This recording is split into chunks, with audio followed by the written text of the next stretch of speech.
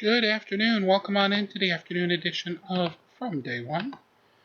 Today, the courtroom has an interesting one, as the old saying goes, for the law nerds. How to try to argue what's known in the courtroom as fruit of the poisoned tree. Let's get down to court as we rock Washington into County meeting. Trial Court is now back in session.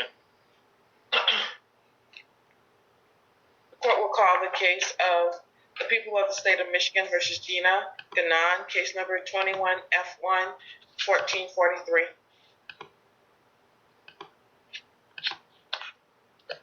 Armstrong, Assistant Prosecuting Attorney on behalf of the people. David I. Goldstein appearing on behalf of the defendant.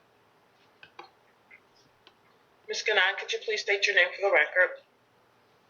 Yes, good morning, Your Honor. Gina Ganon. Good morning, ma'am. All right, we're here for preliminary examination today. Yes, Your Honor, I do have one witness to call. May I proceed? Yes, Mr. Goldstein, it's my understanding you're holding the exam. That's correct? That's correct, Your Honor. Thank you. You may proceed, Ms. Armstrong. Apologize. I also wanted to place on the record, I did send an email to Mr. Goldstein offering the 1-year misdemeanor use of methamphetamines. It's my understanding that that has been rejected. That is correct, Your Honor. Thank you. You may proceed, Ms. Armstrong. Thank you. People call Officer Samuel Bradley. All right, so while the Officer Bradley, how are you this morning? Good, how are you, ma'am? I'm well. Please raise your right hand. So while the officer gets sworn in, the prosecutor offered a plea that the defense has turned down. Sworn? Do you swear or affirm that the testimony you're about to provide will be the truth, the whole truth, and nothing but the truth, so help you God? I do. Thank you. You may lower your hand. You may proceed. Thank you, Your Honor. Officer Bradley, where are you employed? Pittsfield Township Police Department. In what capacity? I'm started assigned a day shift. Were you working in this capacity on August 19th, 2021? Yes, I was. And what were your duties that date? As a police officer assigned to road patrol. And were you on those patrol duties on or about 21 hours, 21:54 hours that date? Yes, I was. And what location were you at around that time? I was in the area of Packer Road and Carpenter Road. Is that located within Pittsfield Township? It is. In Washtenaw County? Yes. And what were you wearing at the time? Full police uniform. And were you in a vehicle? Yes. And a fully marked patrol vehicle. And at that location around that time, what did you observe? I observed a vehicle traveling, would have been eastbound on Packard, east of Carpenter Road. And what drew your attention to that vehicle? Several things, one of which the vehicle had a white light to the rear. It was actually the license plate light that had appeared to have fallen from the socket or the housing and fallen down, showing a white light to the rear. The vehicle drifted slightly in its lane of travel, striking the lane marker as well. And on the license plate light, having that light, the white light to the rear, is that a violation of a motor vehicle code? Yes, it is. And based on your observations, what did you do?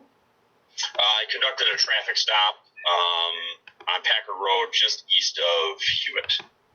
Did you make contact with the occupants of that vehicle? I did. And did you make contact with the driver? Yes, I did. Were you able to identify the driver? Yes, ma'am. And who did you identify the driver as? Gina, and if I heard it right, hopefully I'm saying it right. Is it Gone? Hopefully I'm pronouncing the last name right. And were you able to identify her with any sort of state-issued ID? Yeah, her Michigan driver's license. And after you made was there anyone else in the vehicle? There was. Was it observed? Well, first observed there was a front seat passenger. And what did you make any sort of observations about the behaviors of the driver and passenger? At the time, not initially. They said that Gina had told me that she was from the Monroe area. The gentleman in the passenger seat said he was from Ohio.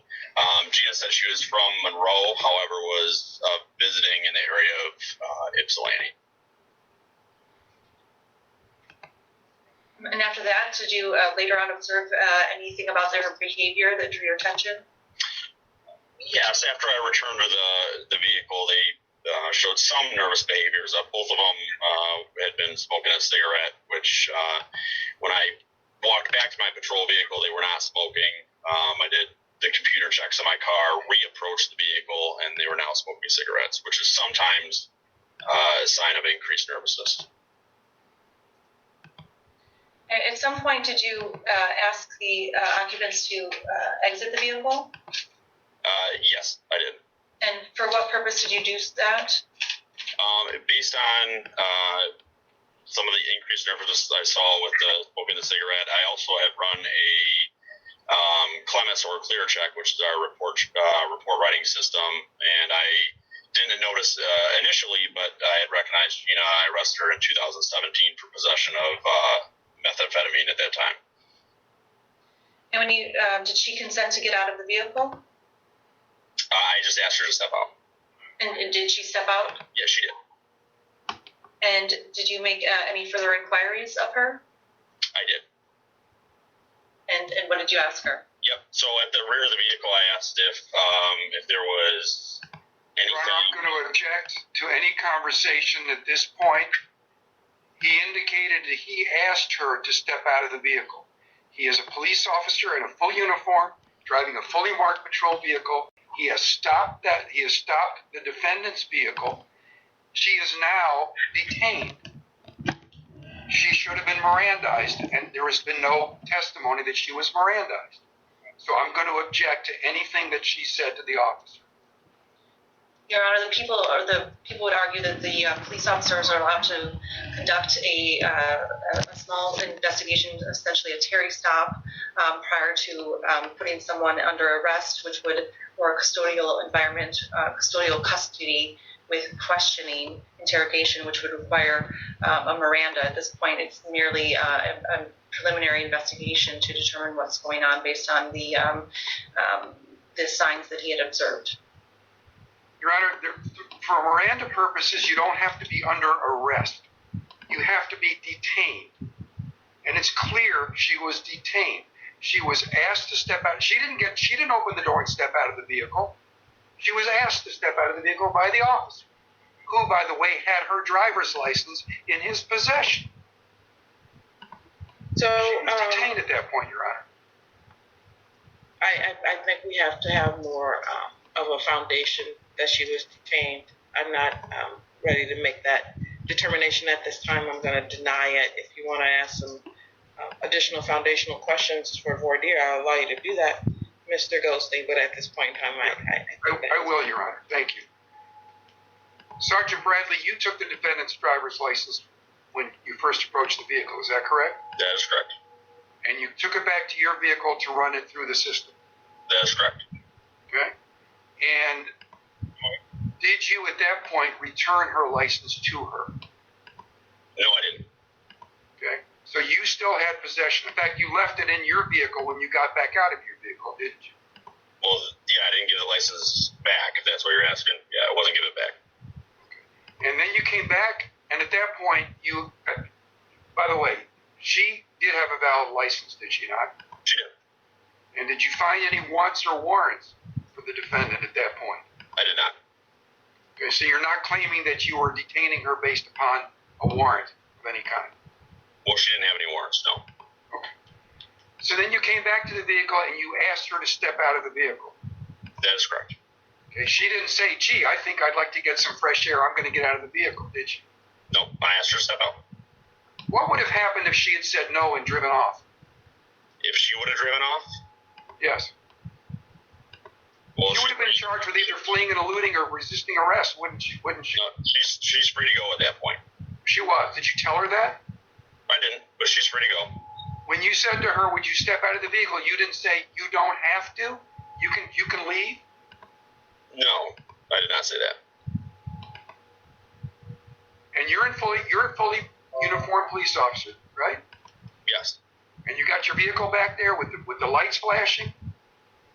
Yes. Your Honor, I think it's pretty clear that she was not free to leave. All right, Or in her mind, she was not free to leave. Sergeant Bradley, Yes, at that point in time, the question that I wasn't clear what your answer was her license in your vehicle at that time? Yeah. I'm sorry, ma'am. I cut you off. When you reapproached, was her license in your vehicle? I don't know 100%, but yeah, it is possible that it was. Yes. Your Honor, I have a copy of the video if the court would like to see it. I don't think I need to see the video at this time. Your Honor, based on the testimony that was presented just now, merely having the license not yet back in her possession doesn't make it that she was completely under custody. Again, the police officers are allowed to conduct brief investigations and speak to people and ask questions. He asked her, did not order her to get out of the vehicle. She came out of the vehicle. He asked her questions, and she consented to answer those questions. There's nothing inherently or overtly custodial here by the officers performing what they're allowed to do, which is a brief Terry investigatory stop, which is what had occurred here. Your Honor, I find the invocation of Terry versus Ohio interesting because Terry talks about a search. It talks about whether an officer has a right to conduct a search and under what circumstances. But here, and again, Your Honor, there is no requirement under Miranda that she be under arrest. I know she needs to be detained. I agree with you on that particular point. This is what I'm going to do. I'm going to take that under advisement for a moment to hear how the questioning goes, and then I'll let you know. Your Honor, I have a couple more questions if I can ask the officer before we move on. When you first asked her to step out of the vehicle, you were by the door of the vehicle. Is that correct? Yes. You asked her to move from that location, didn't you? I'm sorry. What was that last part? You asked her to move from that location, did you not? Move from. I'm sorry. I need a little bit of clarification. Okay, you're standing by the door. You ask her to get out. She gets out. So she's standing by the door at that point, correct? Yes, she steps out. Correct. Okay, then you moved her to the rear of her vehicle. Isn't that correct?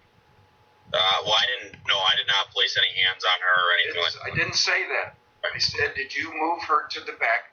Did you ask her or in some way direct her to the back of the vehicle? I'm sorry.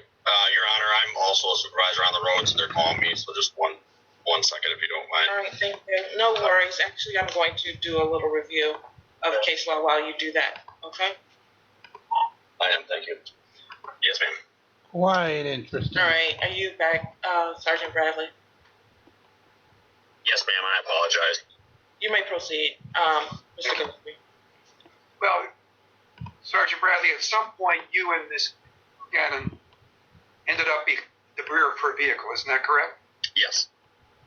And she was standing there. At the rear of her vehicle? Yes. Yes, she was. And you directed her to sit down on the curb, didn't you? Yes, I did at some point, yes. Okay. Nothing further, Your Honor, with regard to that issue. Thank you. As I indicated, I'm going to allow for you to, Ms. Armstrong, ask just a few more questions before I make my determination as to the question of whether she was detained or not at that time. Officer, for what purpose did you ask her to briefly move or step away from the vehicle? From the side of the vehicle, ma'am. Sorry? From the side to the rear. From the side to the rear? Yes, is that what you're asking?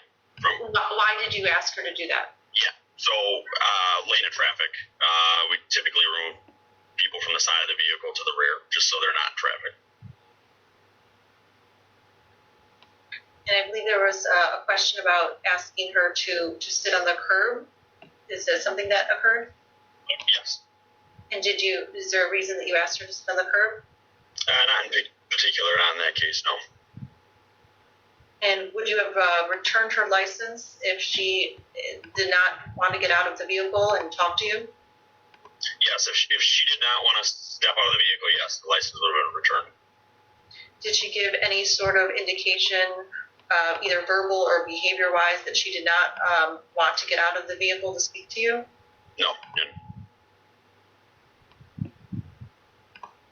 Did you make any observations as to her behavior or demeanor when you were talking to her outside of the vehicle?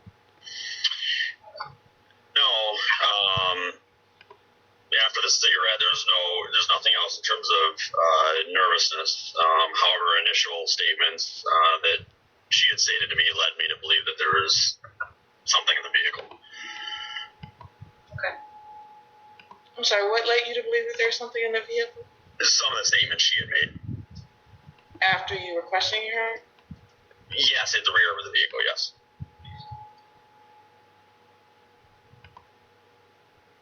I don't have any further questions on this specific point in terms of the court's decision.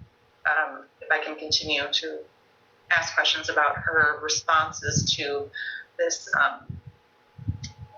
interaction. Well, it depends on what the questions are. So, I thought the court wanted me to continue on with this line of questioning in terms of the objection that Mr. Goldstein made. So the next questions I have to ask are the questions involving what he asked her and what she said. Right, and that's what I'm referring to. I mean, officers are allowed to pull people over and ask them questions if they think that they are drinking and driving. So I'm just trying to figure out where the questions are at this point in time. I don't know what the questions are. So that's what I'm asking.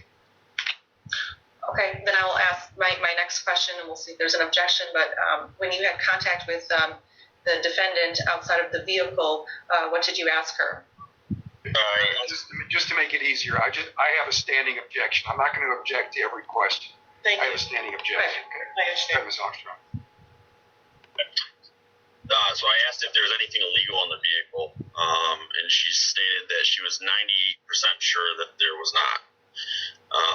She also stated to me that she promised there was nothing on her person, which led me to believe with some of those statements that there was something in the vehicle. She eventually admitted to me that there was a needle and syringe inside the vehicle. All right, I'm going to stop you there. When you say eventually, you kept questioning her about that, sir? Yeah, it was for a very, very short amount of time. So I asked her those initial questions, and then she, at that point, when I asked those two questions, she stopped making eye contact with me, which is also a sign of someone not being 100% truthful. I asked again if there was anything in the vehicle, and she, at that time, admitted that there was a syringe and a needle. And at that time, I'm sorry. As to the issue of whether or not she was detained, the evidence that I have heard so far indicates that she was stopped, and a search was done with respect to whether or not there were any outstanding warrants or anything of that nature. The evidence shows that there was not any arrest warrant of any sort, and that this was a traffic stop. Until then, she was asked to step out of the vehicle and at some point in time directed to sit on the curb area, and she complied with that.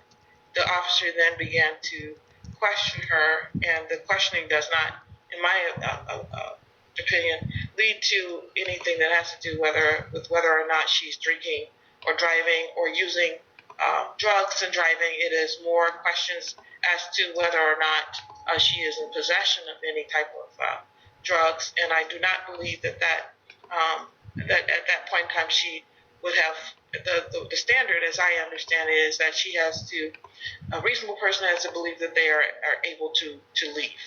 Given that he still had her driver's license at that time, and given that she had been directed to sit on the curb, that any statements that she made regarding whether or not there was drugs in the vehicle, I would rule would be suppressed and that they cannot come in.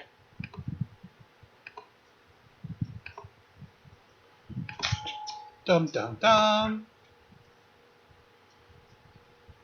Due to the fact that she was not read Miranda.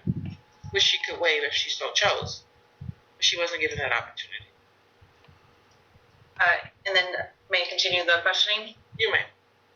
Officer, at some point, based on your interaction with her, did you take her into custody? Yeah, after she admitted that. No, without saying what she said, just Yep. saying that. Okay. Yep, she was taken into custody. And at some point, did you give her or read her Miranda rights? Yes, as soon as the handcuffs were placed on her. And did she indicate that she understood her rights? Yes. And then did she agree to speak with you? Yes. And waive those rights? Yes. And what did she tell you after Miranda? Your Honor, I'm going to object. It's been many, many years, and I may get the name of this case wrong, but I think it's Wong Song, called The Fruit of the Poisonous Tree. Everything that stemmed from the point at which he began the improper interrogation is inadmissible. He would never have placed her under arrest had she not made the statement that you've ruled is inadmissible. He had no other probable cause. He had no other reason to search the vehicle or search her other than her statements. Your Honor, also it's been since law school, I think, that I've looked at that case. If I can have a moment. This was not presented. This was not presented as a motion to suppress, so nothing was presented or prepared in terms for these. I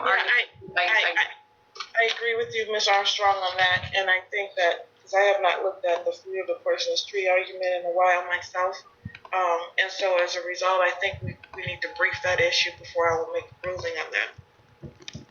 Your Honor, and may I also then brief the initial? I believe it's going to be relevant in terms of fruit of the poisonous tree to brief also whether or not the stop itself and the investigatory questioning that Your Honor ruled were suppressed. I believe that's going to be important to the focus of the fruit of the poisonous tree. So I would like to be able to brief that issue as well. I'll accept additional arguments on that if you think it's necessary. Thank you. Is there a due date for these motions? Ms. Armstrong, hang on a second. Obviously, I'm going to object to that, Your Honor. But anyway, may I make a suggestion?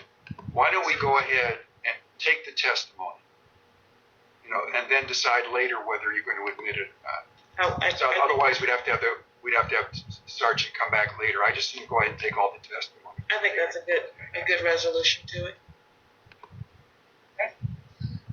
Do you want him, since we're doing that, I think he did testify regarding the questioning as she was sitting on the curb prior to the arrest, and that testimony I think is already on the record. We can go ahead and take the testimony as to what happened after he arrested her at this point. That's fine, and I'm not going to object to every question, but I had my standing objection. Okay. Thank you. Okay, Sergeant. I think the last question where we left off on was after Miranda. What did she say to you? She admitted that there was a Adidas bag belonging to her in the vehicle that contained a small amount of methamphetamines and needles.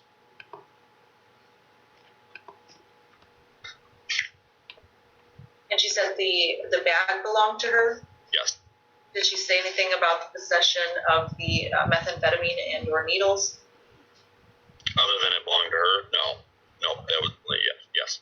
And specifically that the methamphetamine also belonged to her? Right, yes. And based on that, those statements made, what did you do next? We began to conduct a vehicle search. And when you started that search, what did you observe in the vehicle? Initially, we had to take a third person into custody that was hiding behind some back seats. She was taken into custody for multiple felony warrants. And then did you conduct the search of the vehicle? Yes. And was that you alone or with another officer? No, Officer Adam Hess also conducted the search. And what did you locate inside the vehicle? There was other narcotics located in the vehicle, heroin, methamphetamine, needles, regards to the bag belonging to Gina, Officer Hess conducted that search, locating the meth and the needles inside that bag. And as the officer in charge of this case, did you then take, when Officer Hess located that information, or sorry, the drugs and the needle, did you take custody of those items? I did.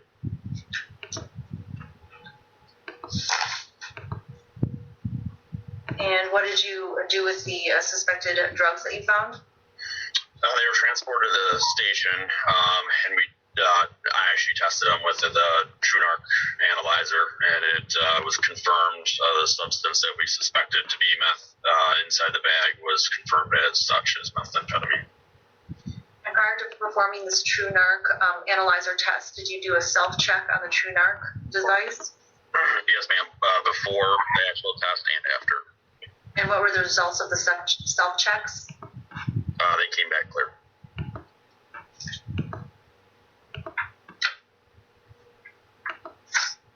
And did the TrueNarc analyzer machine then produce written reports reflecting those results? Yes. And was the item also weighed? It was, yes. But weighed with the container or no? I was with.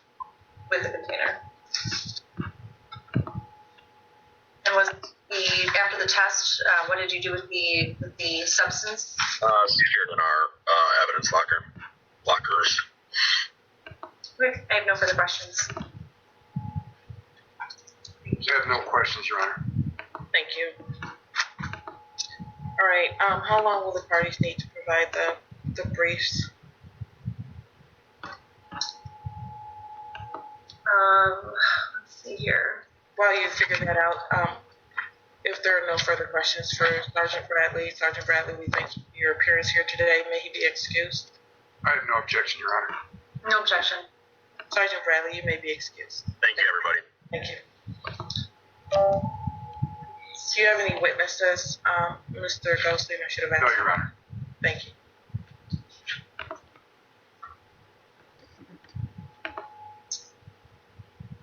I'm not certain.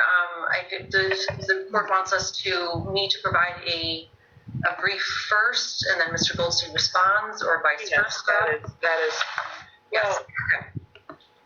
Mr. Goldstein made a verbal argument that pursuant to People versus Song, which is I think it's U.S. versus Song, that this would be the fruit of the poisonous tree, and the people asked for additional time to brief that, and I'm allowing that, so I think the people should respond first. And yeah, I also allowed for you to respond regarding the stop and whether it had gone beyond an investigatory stop into a custodial interrogation, whether she was under formal arrest or not. And based on what I have heard preliminarily here, I believe that it was, but I'll look at the case law to make certain. I can tell you that my schedule allows me to be back out here on May 24th, and then again on June 14th. Those are my days. If you want to put it over to June 14th, it would give everybody opportunity for you to brief it and then give Mr. Goldstein an opportunity.